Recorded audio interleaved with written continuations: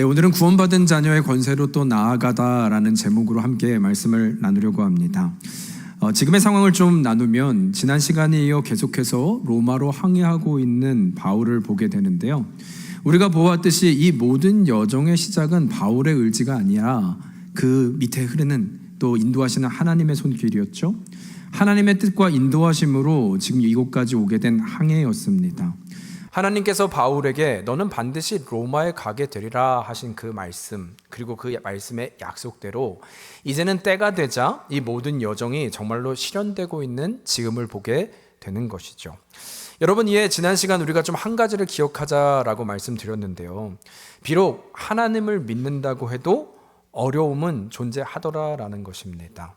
오히려 그 길에서도 예상하지 못한, 기대하지 못한 폭풍을 만나기도 하고, 심지어 배가 난파되는 상황, 그 위기, 아니면 때로는 사람들로 인해 억울한 일을 겪거나 또 뜻하지 않은 고난을 마주할 수 있다는 것입니다.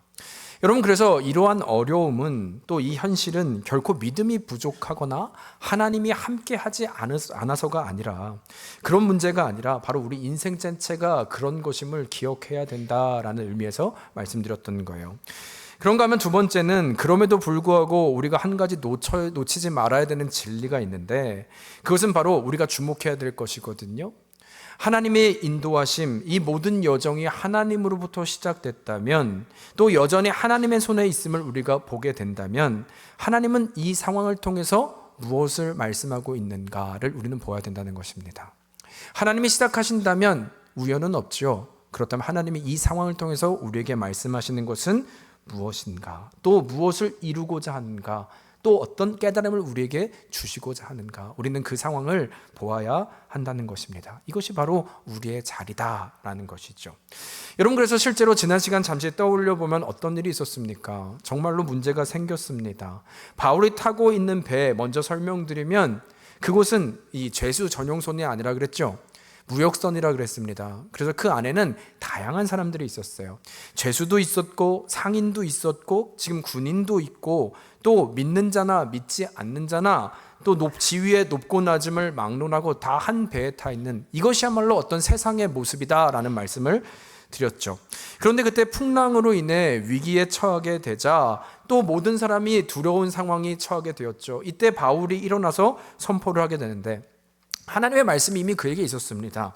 결코 너희가 목숨을 잃게 되는 일이 일어나지 않을 것이고 오직 배뿐일 것이다 라는 이 말씀, 그것에 의지하여 바울은 사람들에게 안심하라 라고 하는 이 선포를 하게 되었던 것이죠. 후에는 또 기억나십니까? 어디까지 갔어요? 심지어 이들이 음식을 놓고 바울이 기도를 하기 시작하는데, 축사를 하자 거기 있던 하나님을 몰랐던 모든 이들이 다 머리를 숙이고 기도하고 있는 것이요. 결국 처음에 이들의 눈에는 보이는 것이 다 풍랑뿐이지 않았겠습니까? 두려움이고 소망이 없음이 전부였지만, 오히려 이제는 이 풍랑을 만나게 되자 하나님의 은혜죠. 하나님의 역사심을 보게 되고 하나님을 알게 되고, 이것이 바로 하나님의 인도하심, 때를 따라 돕는 은혜, 아니면 이 때를 위한 하나님의 은혜였음을 보게 되는 장면, 이것이 우리에게 주시는 메시지였다는 것입니다. 여러분, 따라서 이것이 우리에게 다시 의미하는 것은, 우리 아멘 했으면 좋겠는데요, 하나님께는 우연이 없는 줄 믿습니다. 아멘. 하나님은 우연이 없으세요. 따라서 우리가 보는 것은, 하나님의 일에는 제가 말씀드린 것처럼 반드시 이루고자 하는 그 뜻이 있고 그 메시지가 있다면 우리는 그것을 찾아가는 것, 그것을 기억하는 것, 이것이 바로 우리가 오늘 예배를 대하는 자리라는 것입니다. 여러분, 그런 의미에서 오늘도 우리가 주의 말씀을 나눌 때에 그 하나님의 뜻과 마음을 깨닫고 발견하고, 이것은 살아계신 하나님이라면 우리로, 너에게 또 나에게 주고자 하는 하나님의 메시지인 줄 믿습니다. 그런 은혜가 있기를 주님의 이름으로 축원합니다. 여러분, 그래서 이제 오늘 말씀을 보면은요, 오늘 말씀은 크게는 좀 세 가지 일들로 구성되어 또 설명할 수 있는데요, 말씀드린 것처럼 그러나 각 사건과 이 결정에는 우연이 아니라 하나님이 주시고자 하는 메시지가 있음을 저희는 기억하며 오늘 좀 나눴으면 좋겠어요. 특별히 오늘은 어떤 그 구원의 여정과, 그렇다면 이 구원을 얻은 우리들의 자리, 그 자녀들이 오늘을 살아가는 자리는 어디인가라는 좀 생각을 가지고 말씀을 보았으면 좋겠는데요, 이와 관련해서 첫 번째 사건을 좀 나눌 때 우리로 말씀하시는 하나님의 뜻은, 구원이란 전적인 하나님의 은혜로 이루어진다는 것을 우리는 보아야 한다는 것입니다. 구원은 하나님의 전적인 은혜임을 우리는 기억해야 한다는 거예요. 한번 오늘 배경을 설명하고 있는데 1절을 한번 같이 읽어볼까요? 다 함께 1절입니다. 시작. 우리가 구조된 후에 안즉 그 섬은 멜리드라 하더라. 여러분, 말씀드린 대로 지금 1절은 지금의 상황이 어떠한지를 말하고 있는데, 우리가 보았던 것처럼 정말 배는 파손되었지만 그 안에 있던 276명은 한 명도 상하지 않고 하나님의 약속대로 다 지금 이 멜리드라고 하는 섬에 도달하게 된 것입니다. 여러분, 그런데 지금 여기서 보면 한글 우리말로 보면 구조된즉이라는 단어가 표시되어 있는데요, 사실 이 단어를 좀 나누고자 하는데, 우리말로는 그냥 구조됐구나 이 정도의 개념으로 보이지만 사실 이 글이 쓰여 있는 원어로 보면요 더 이 뜻이 분명해지는데, 여기서 사용된 단어는 사실 구조됐다 할 때는 소조라는 단어거든요. 그런데 이 일반 구조는, 이거는 일반 구조를 말합니다. 물리적인 구조를 말합니다. 그런데 지금 이 사도행전 28장에서 쓰이고 있는 이 구조는요, 그 앞에 전치사가 하나 더 붙어서 디아소조라고 하는 단어를 사용하고 있다는 것입니다. 어떤 의미냐면요, 이 둘에는 아주 큰 차이가 있는데, 말씀드린 대로 소조라는 이 단어에는 단순히 물리적인 구조, 이들이 난파되었다가 구조되었다라는 그런 의미만을 가지고 있다면, 반면 이제는 이 디아라는 전치사가 붙어서 디아소조라고 할 때는요, 영적인 구원을 받은 이들, 영적으로 다 하나님의 자녀가 된 이들이라는 의미가 포함되어 있다는 것입니다.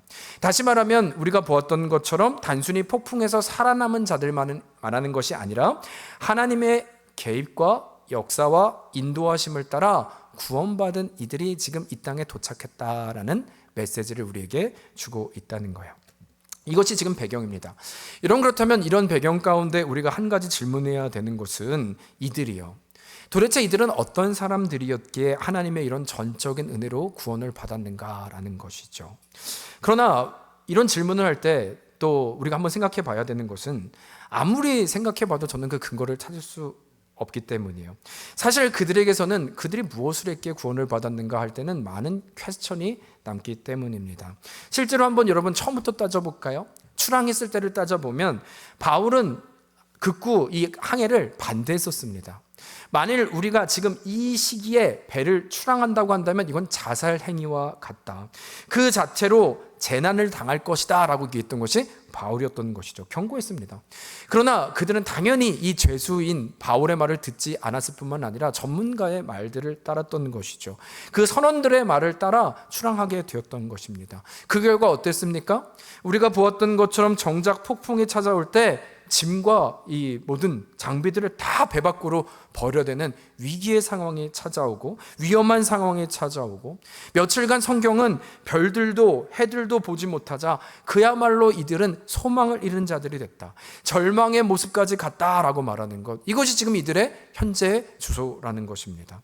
아니면 심지어 그들 중에는요, 그렇게 14일이 지나자, 지난 시간이었죠, 자기 혼자 살겠다고 하는 이들이 등장하기 시작했는데, 이러다 혹시나 배가 설령 바위에라도 부딪히면 다 끝장이라는 것을 가장 잘 알고 있던 선원들이었던 것이죠.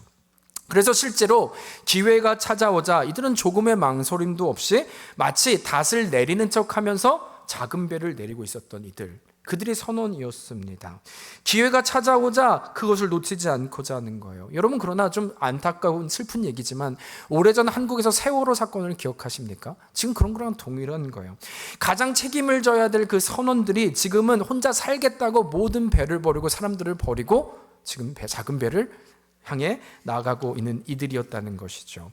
여러분, 따라서 한번 생각해 보세요. 이런 이들에게 구원이란 단어가 어울릴까요? 하나님의 은혜라는 단어가 어울릴까요?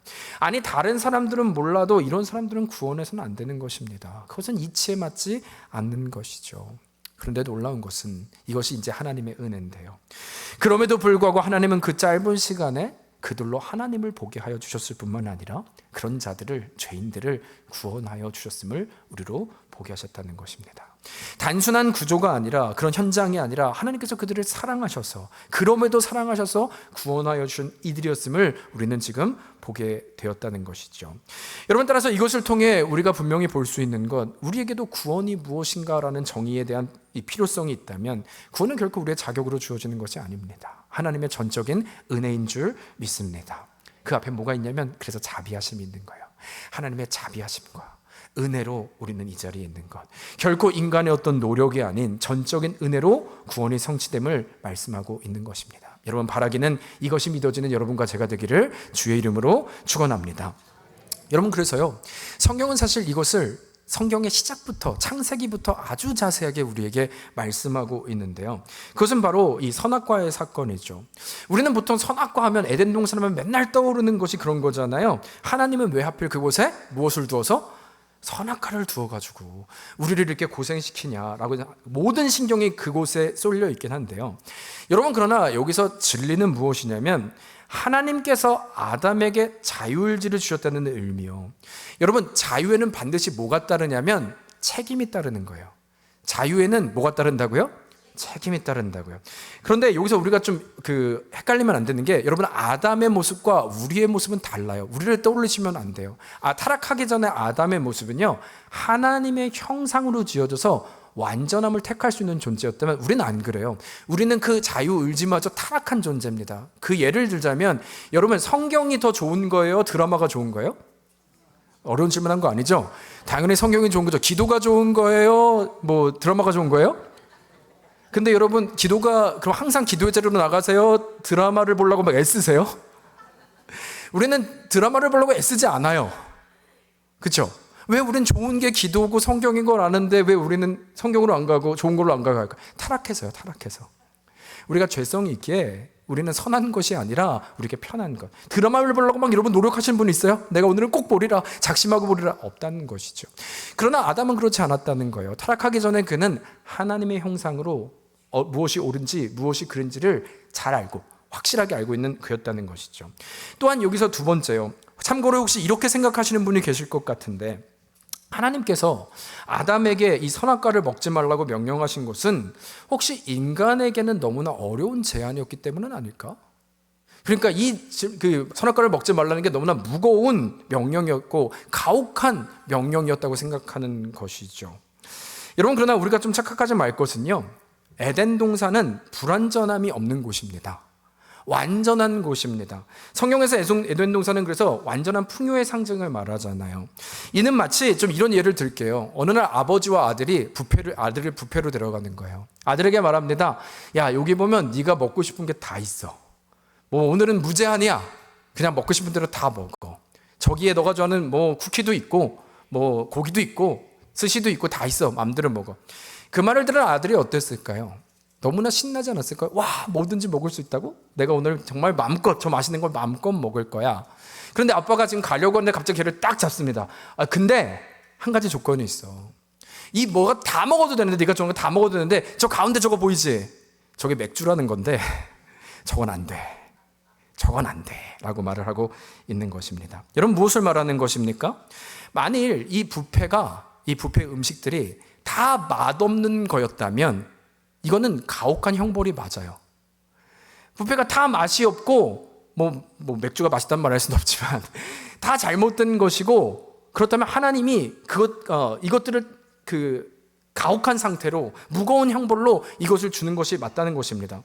그러나 지금 이 상황은 그런 것이 아니라는 거예요. 다 맛있는데 저것도, 다 완벽한데 저것만 안 돼를 말하고 있다는 것이죠.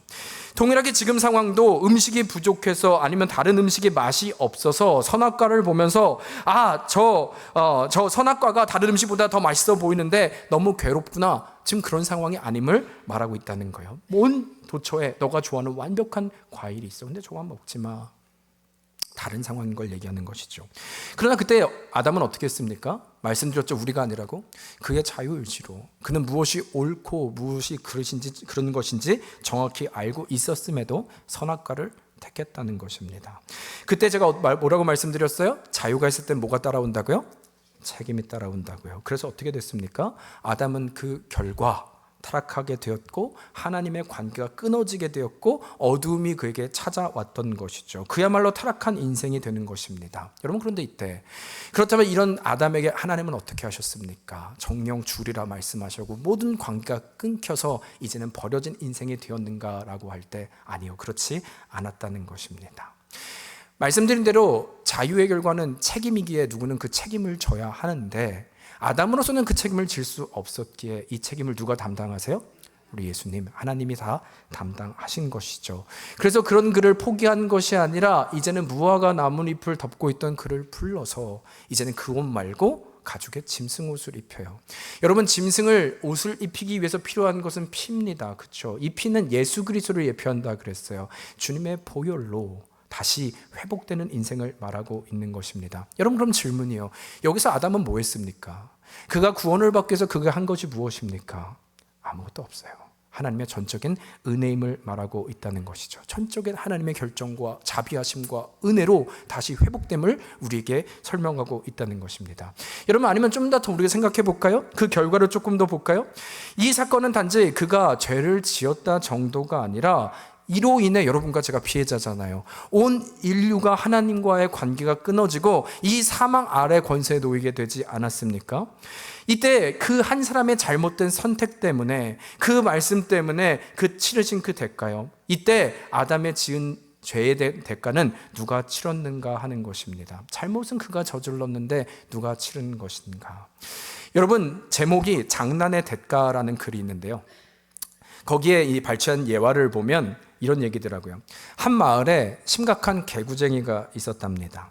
그런데 어느 날 주변 사람들이 서로 쥐불놀이 아시죠? 우리 청년들을 위해서 좀 설명하면, 쥐불놀이는 깡통입니다. 깡통에 뭘 넣죠 거기다가?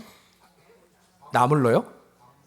제가 해본 적이 없어서 죄송합니다. 제가 좀 그걸 좀 연구하고 챗 GPT에 물어봤어야 되는데 뭘 넣나 봐요. 넣고 불을 붙여요, 깡통에. 그리고 실을 연결한 다음에 돌리는 거죠, 맞죠? 네, 제가 좀 아는 척 해야 되는데 돌려요. 이렇게 돌리는 그 놀이입니다. 근데 이 개구장이가 이제 사람들을 보니까 다 그걸 돌리고 있는 거예요. 얼마나 하고 싶었겠어요. 그래서 흉내를 냅니다. 자신도 이것을 할 수 있다라고 자신감이 넘친 그가 쥐불놀이, 이제 깡통에 불을 넣고 돌리기 시작하는 거예요. 그런데 우리가 상상했듯이 그 아이가 얼마나 꼼꼼하게 했겠습니까? 문제는 이 쥐불놀이의 깡통 준비하고 돌리기 시작했는데 그 불붙은 통이 날아간 것이죠. 그리고 그 날아간 방향이 바로 옆집이었던 것입니다. 안타깝게도 그 깡통이 불이 붙자 이제는 그 집 자체가 타버리기 시작하고 전소된 상황이 나타나게 된 거예요. 여러분, 한번 상상해 보세요. 얼마나 끔찍한 일입니까? 아니, 얼마나 큰 일입니까? 그래서 이 일로 마을 전체가 난리가 난 것입니다. 그리고 이제는 어느 정도 시간이 지났던 것 같아요. 간신히 불은 껐지만 이제 옆집은 전 재산을 잃은 상태가 됐겠지요. 이 한 아이의 순간의 잘못으로 심각한 재난이 생긴 겁니다. 아무도 하란 얘기도 하지 않았고 조심도 하지 않고 자신의 의지로 해야겠다는 것으로 이 모든 사건이 발단된 것이죠. 여러분, 그 아이는 어떻게 됐을까요? 아마도 모두가 예상했겠지만 그날 그 아이는 아버지께 끌려가 호되게 혼이 났을 뿐만 아니라 눈물이 나도록 맞았고, 이제는 벌로 한 달 동안 밖에 놀 수 없을 뿐만 아니라 매일 반성문 10장씩도 썼다는 것입니다. 여러분, 그런데 이 얘기는 굉장히 평범한 얘기잖아요. 그런데 저에게 또 시선이 간 것은 사실 이 글 뒤에 나오는 각주였어요. 코멘트였습니다. 거기에 뭐라고 써있냐면 이런 글이 써있더라고요. 그러나 개구장이의 아버지는 이 아들의 일로 인해 지금으로부터 수년 동안 새벽부터 밤이 새도록 아들이 저지른 일로 인해 죽도록 일만 하면서 옆집 재산을 갚아야 했다라는 것입니다. 아이가 한 번의 잘못을 했는데 그 아이의 잘못인데 아버지가 혼낸 것, 아버지가 야단친 것, 그러나 그 중심에는 이 아버지가 이 모든 대가를 치르고 고난과 힘듦과 아픔이 다 그 안에 새겨져 있는 것 얘기하고 있는 것이죠. 여러분, 너무나 쉬운 질문이지 않습니까? 사고는 아들이 쳤는데 실제로는 누가 대가를 치른 것인가? 여러분, 그런데요, 이것이 바로 성경의 얘기라는 것이죠. 이 아들 바로 아담이었다는 것입니다. 이 아들, 아니 사실 우리였다는 것이죠. 그런데 이 아들에게는 그 재산을 갚을 만한 능력이 없는 거예요. 할 수가 없는 겁니다. 이때 누가 이 모든 것들을 감당하십니까? 우리 주님이요. 우리 주님이요. 무엇 때문에? 아무런 이유가 없어요. 단 한 가지, 자녀라는 이유 때문에, 아들이라는 이유 때문에 내가 그것을 기꺼이 담당하기로 결정하는 것입니다. 그래서 우리는 이것을, 이 갚아준 은혜를 구원이라고 할 때 하나님의 온전한 자비하심과 하나님의 온전한 은혜로 우리는 구원받았다 말을 하고 있는 것입니다. 여러분 이것은 제 말이 아니라 로마서 5장 8절의 9절이에요. 우리에게 주신 구절인데요. 함께 같이 읽을까요? 시작. 우리가 아직 죄인 되었을 때에 그리스도께서 우리를 위하여 죽으심으로 하나님께서 우리에 대한 자기 사랑을 확증하셨느니라. 또 곧이어 10절인데 우리를 어떻게 표현하는지 기억하면서 읽을까요? 시작. 곧 우리가 원수 되었을 때에 그의 아들의 죽으심으로 말미암아 하나님과 화목하게 되었은즉 화목하게 된 자로서는 더욱 그의 살아나심으로 말미암아 구원을 받을 것이니라. 아멘. 여러분 아멘이십니까? 아멘.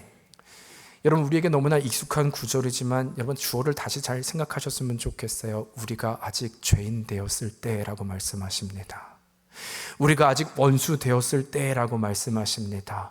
우리가 죄인이 되어 우리의 죄로 말미암아 옆집에 불이 났는데 그런 죄인이 되었을 때 그분은 죽으심으로 우리의 대가를 치러주시겠다 약속한 말씀하신 것이고, 우리가 원수 되었을 때 그래서 더 이상 화목될 수 없을 때 죽으시고 이것을 해결하시기 위해서 화목제물 되어주셨다 말씀하신 분이, 그 대가를 치르셨다 말씀하신 분이, 아니 치르신 분이 우리 주님이심을 말씀하고 있다는 것입니다. 여러분 이것이 성경에서 끊임없이 말하는 은혜와 자비의 본질인 것입니다. 여러분 여기에 우리가 잘한 게 뭐가 있을까요? 여러분 우리가 난 아담이 아니었는데요 라고 말할 수 있겠습니까? 아니요. 여러분 정직하게 우리 자신을 한번 볼까요? 만일 정말 우리의 행위대로, 여러분 죄의 삭은 뭐예요? 사망. 죄를 지면 그러면 어떻게 되는 거예요? 죽어요. 그 말 자체는 우리의 행위 안에 죄가 있다면, 그리고 하나님께서 우리의 행위대로 정말 아주 분명하게 심판했다면 이 자리에 살아남을 사람은 아무도 없습니다. 여러분 이게 정의예요. 이게 페어한 거예요. 우리는 하나님께 어떻게 그럴 수 있냐 하지만 여러분 우리는 우리에게 적용하지 않아요. 그냥 인간이 그런 거래요. 삶이 그런 거래요. 아니요. 성경대로 한다면, 하나님과 우리가 페어한 관계로 본다면 우리는 이 죄 때문에 다 죽었어야 된다는 것이죠. 끝장나야 된다는 것이죠. 그러나 그럼에도 불구하고 자유에는 책임이 있다면, 이 죄의 지은 것인데도 불구하고 책임을 져야 한다면 우리로 할 수 없을 때, 이제는 지금 이 바울이 보고 있는 배 안에 이들, 주님을 부인하고 스스로 살고자 하고 있는 이 죄인들 앞에 답이 없는 사람들에게 이제는 우리 주님이 찾아와서 내가 이 모든 대가를 치를 것이다. 내가 그들을 살릴 것이다. 그 배에 누가 있어요? 여러분과 제가요. 우리에게 주시는 메시지인 것이고, 우리 주님은 그래서 말씀하세요. 내가 이들을 죽기까지 사랑한다. 사랑하시되 끝까지 사랑한다. 그래서 포기하지 않는다. 단 한 가지 이유입니다. 나의 아들이기 때문에, 나의 자녀이기 때문에. 여러분 그래서요 계시록에 보면 이 구원받은 백성들이 이제 하나님의 나라에서 찬양하는 장면이 나오잖아요. 구원받은 백성, 흰옷 입은 백성들이, 우리에게 너무나 알려지고 찬양도 우리도 있죠. 계시록 7장 10절입니다. 우리의 고백인데요, 구원받은 우리의 고백이니까 함께 읽겠습니다. 시작. 큰 소리로 외쳐 이르되 구원하심이 보좌에 앉으신 우리 하나님과 어린 양께 있도다. 아멘. 여러분 구원받은 백성이 뭘 찬양하고 있어요? 하나님 내가 기도를 했는데 내 응답을 받아서 찬양하고 있습니까? 아니요, 전혀 그런 것이 아니에요. 하나님께서 나 같은 자를 구원하여 주심, 나 같은 자를 살려주심, 나를 위해 대가를 지불하여 주신 그 주님의 은혜가 너무 커서 나를 감춰주시고 나를 구원케 하신 주님을 찬양하고 있는 거예요. 여러분 그래서 우리도 그 찬양하잖아요. 구원하심이 보좌에 앉으신. 저는 그 찬양할 때 너무나 감격이 있어요. 맞지 내가 아니라 주님이 다 이루셨지. 여러분 그 찬양은 무슨 멜로디로 감정하는 찬양이 아니라 신앙의 고백입니다. 내가 예배하는 이유입니다. 응답받아서요 잘 살라고? 아니요, 그런 얘기가 아니라 우리는 죽을 수밖에 없는데 그분이 우리로 모든 대가를 치러주시고 우리로 하나님의 자녀, 포기하지 않으시고 완성케 하신 그 은혜. 여러분 그 은혜로 한번 같이 우리 신앙의 고백을 찬양해 볼까요? 구원하심이 보좌에 앉으신 누구에게요? 우리 하나님과 어린 양께 있도다. 구원하심이 보좌에 앉으신 우리 하나님과 어린 양께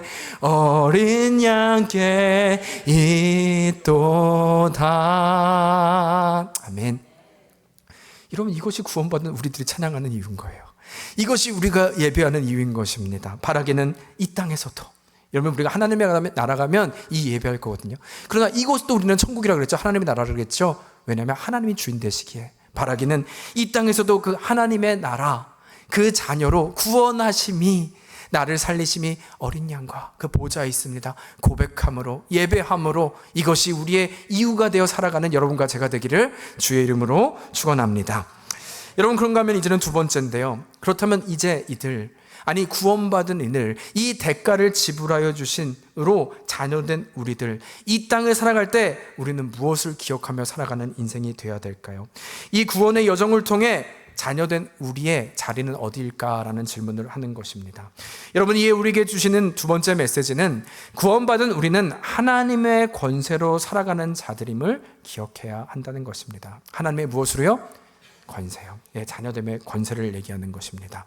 지금 두 번째 상황을 좀 살펴보면요, 바울이 이제 나왔어요. 아마 추웠겠죠. 그래서 불을 지피려고 나무를 한아름 모아서 불 위에 놓았는데요, 그때 그 속에 있던 독사가 있었던 것 같아요. 그 독사가 바울을 뭅니다. 그리고 매달렸다라고 할 정도니까 아마 심하게 물었던 것 같아요.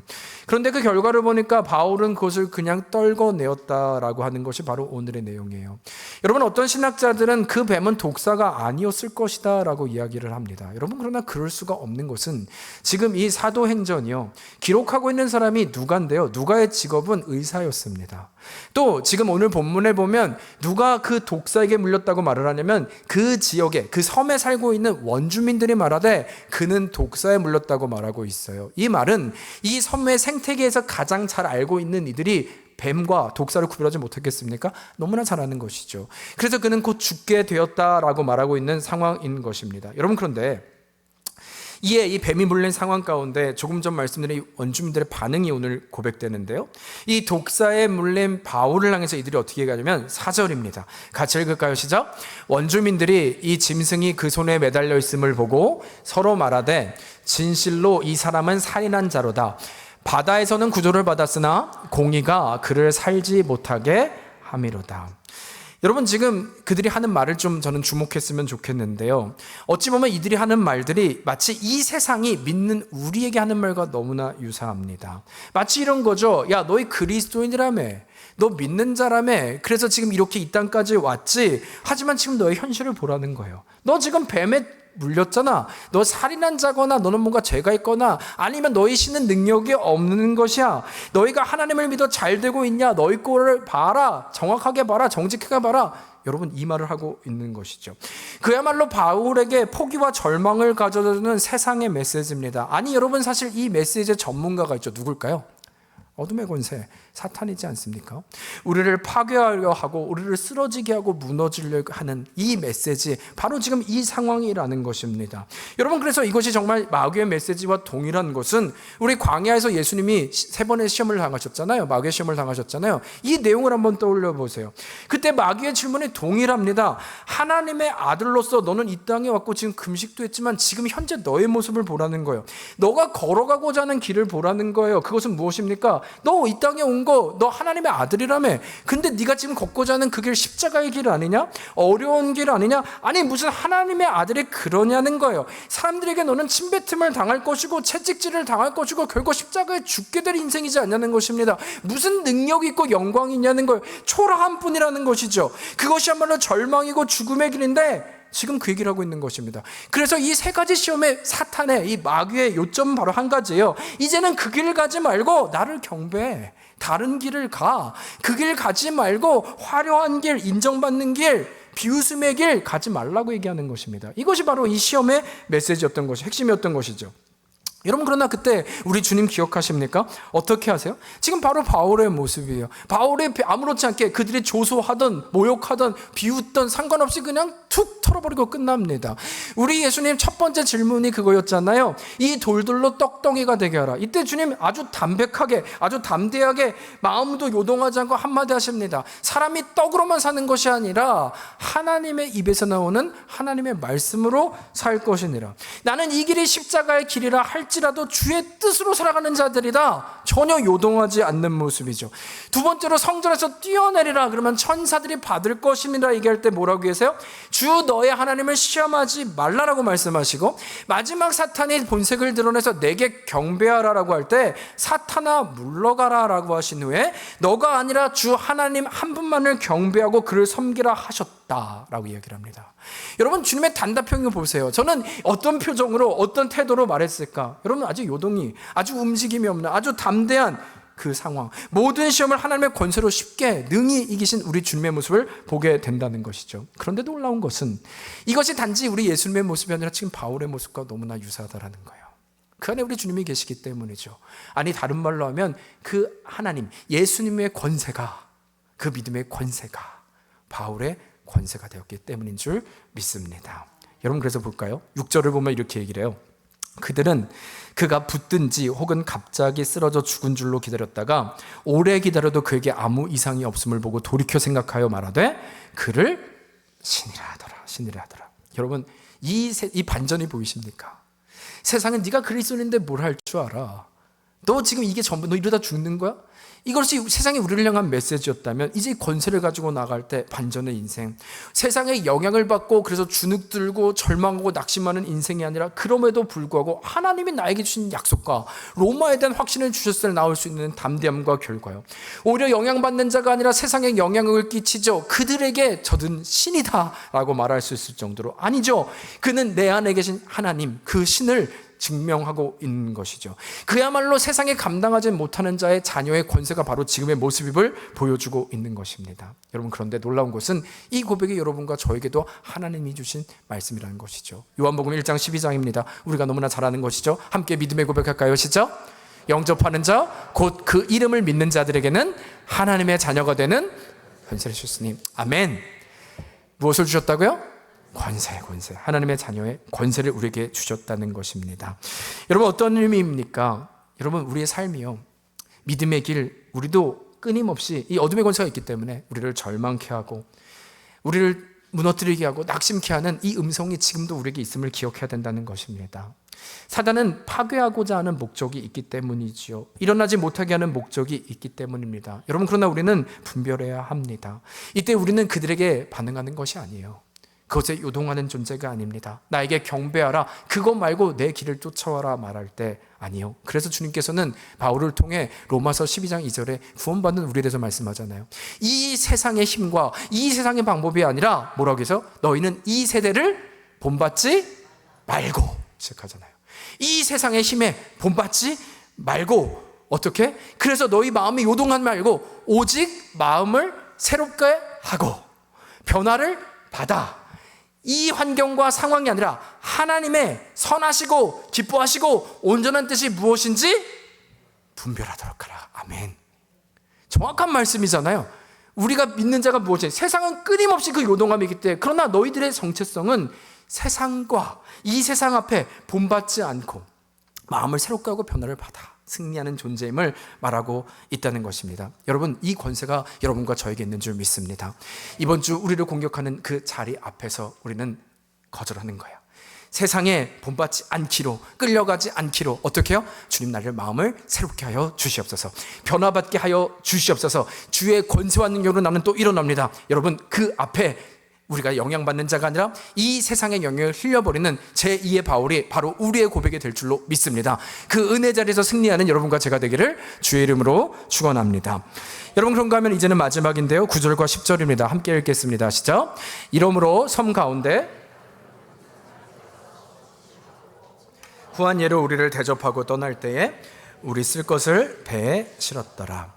지금은 이제 마지막 상황인데요, 독사의 사건이 지난 후에 이 섬에서 가장 높은 사람이었던 보볼리오라고 하는 사람이 있는데 그의 부친이 열병에 걸린 거예요. 그러자 바울이 다가가서 안수하고 지금 낫게 된 상황을 보여주고 있는 것입니다. 10절은 그에 대한 결과를 보여주는데요, 바울은 후한 예로 대접받았다라고 얘기를 하고 있어요. 결국 많은 어려움과 또 힘든 상황이 있었지만 저는 좀 이렇게 해석합니다. 주의 자녀에게 여러분, 하나님은 하나님의 때와 또 하나님의 사람을 통하여 휴식도 주시고요, 안식도 주시고요, 평안도 허락하시는 줄 믿습니다. 네, 상황과 환경의 문제가 아니라 그 때를 따라 돕는 은혜와 후한 예로 우리에게 주시는 진정한 샬롬을 더하여 주시는 것이죠. 여러분, 그런데 저는 20절을 볼 때 그 은혜도 저는 너무나 감사하지만 제 시선과 이 마음에 주목되는 단어는 사실은 그 뒤에 나오는 우리를 대접하고 떠날 때라는 이 단어예요. 이들이 잘 후하게 대접하고 있어서 우리는 그곳에 머물렀고 너무 좋았다, 해피엔딩으로 끝나는 것이 아니라 그들은 그럼에도 불구하고 떠났다는 것입니다. 우리는 이 떠났다에 주목해야 한다는 것이죠. 여러분, 이것이 의미하는 것은 우리가 이 땅을 주의 자녀로 살아갈 때 우리는 독사에 물려도 살아나는 나는 무슨 슈퍼맨이다, 초인이다를 증명하는 삶이 아닙니다. 그래서 여러분, 나를 신으로 보아라, 난 이곳이 좋다, 함께 있다, 이것이 우리의 목적이 아니라 우리는 어느덧 사도행전 28장 마지막 장을 나누고 있잖아요. 여러분, 1장 8절은 사도행전의 전체를 기억하고 그것이 어떻게 이루어짐을 보게 되는데 시작은 그거잖아요. 오직 성령이 임하시면 너희가 권능을 받고 예루살렘과 온 유대와 사마리아 땅끝까지로 무엇이 된다? 증인이 되리라.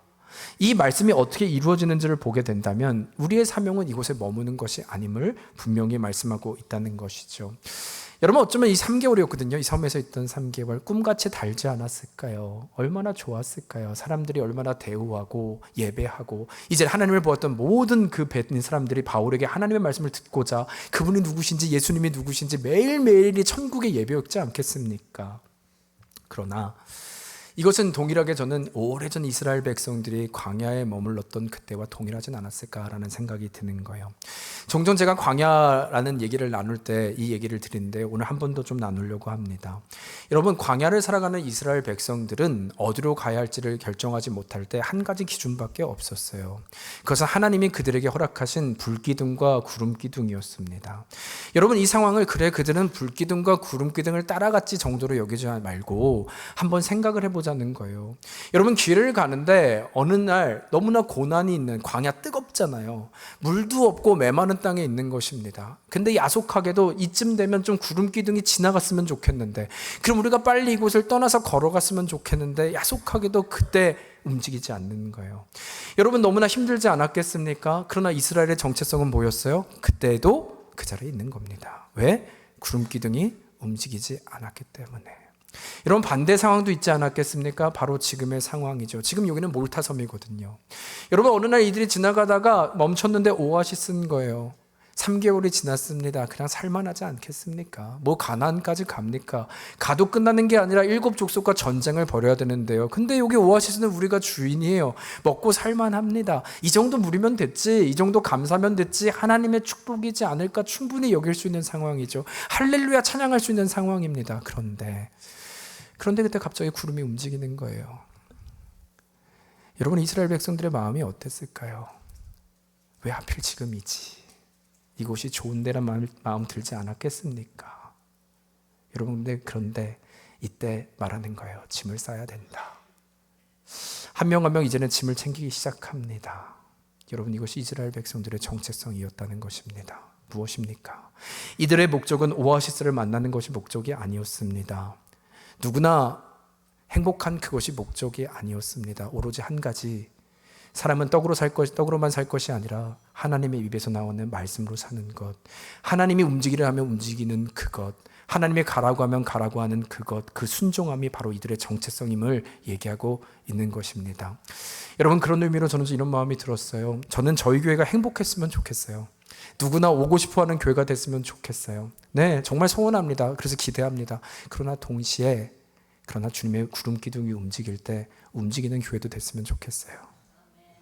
이것이 조사원이 하는데 불기둥이 움직이면 그럼에도 불구하고 짐을 싸고 또 주의 뜻대로 나아가는 교회가 되었으면 좋겠습니다. 왜냐하면 그것이 자녀의 권세로 우리를 구원의 여정으로 인도하신 하나님의 메시지이기 때문이고 우리의 정체성이기 때문이라는 것입니다. 여러분, 기억합시다. 우리의 신앙의 자리는 순종에 있습니다. 그 순종은 나의 열심이 아니라, 이 땅의 떡이 아니라 말씀으로 오신 주님의 뜻, 불기둥과 구름기둥을 따라가는 그 길, 그 안에 참된 승리가 있고 능력이 있음을 말씀하고 있다면 그 순종의 길에 바로 내가 이번 한 주 살아가는 것, 바로 여러분과 저의 고백이 되기를 주의 이름으로 축원합니다. 여러분, 말씀을 마칩니다. 우린 누구라고 했습니까? 우리는 주의 전적인 자비와 은혜로 구원받은 자들입니다. 주님께서 이를 위해 모든 대가를 치러주셨기 때문이죠. 그래서 우리는 주의 자녀의 권세를 받았다면 이제는 구원받은 우리들 세상과 구별되어 이 세상을 본받지 않고 마음을 새롭게 하여 변화를 받아 주의 선하시고 뜻이 무엇인지를 온전히 따라가는 인생 되는 것이 바로 우리입니다. 어디까지 가야 되는 것일까요? 세상을 닮아가는 것이 아니라 나의 왕국을 만드는 것이 아니라 구름 기둥이 움직이면 또 따라가는 것입니다. 하나님의 완전하심을 믿읍시다. 하나님의 신실하심을 믿읍시다. 그것은 두려운 것이 아니라 오아시스를 벗어나면요 더 약속의 땅을 허락하시는 그 하나님을 바라보기에 우리는 갈 수 있는 것입니다. 이 믿음의 고백이 바로 여러분과 저의 고백이 되어 다시 한번 승리하는 하나님의 나라를 선포하는 여호와 니시를 경험하는 여러분과 제가 되기를 주의 이름으로 축원합니다. 아멘. 우리 이 시간 그런 마음으로 같이 한번 찬양할까요?